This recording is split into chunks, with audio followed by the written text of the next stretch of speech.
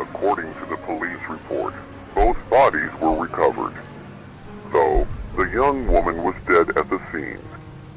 After performing an autopsy, it was confirmed that the fire led to her death, but officials also found something strange.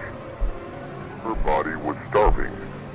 What officials think occurred was during her final moments, as an act of desperation, she lit a candle inside her room and started the fire herself.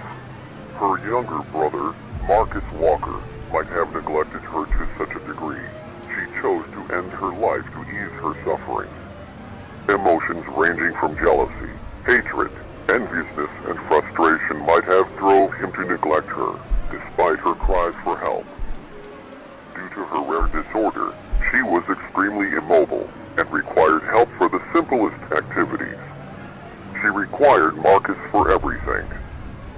Marcus might have held animosity towards her, as for almost his whole life, everyone had paid their attention to her.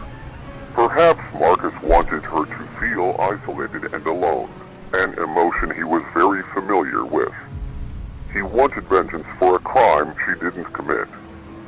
Marcus's body was mostly unharmed, though he was not conscious at the scene. He was taken to a local hospital, where he currently resides. He is currently in a coma induced by smoke inhalation and has been unconscious ever since the fire. No one knows when, or if, he will ever wake up, or what he is experiencing. He could be experiencing nothing at all, or he might be suffering. The only living relative he had was his mother, Mary Walker, who committed suicide shortly after she heard about the incident. His father, Joseph Walker, was killed in a suspicious road incident where his brakes stopped working while driving under the influence.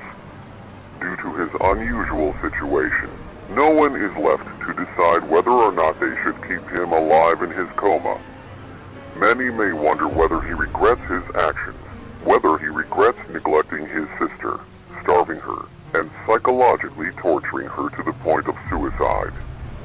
Others speculate that years of domestic abuse by his father Joseph, along with neglect from his family, left him psychologically scarred.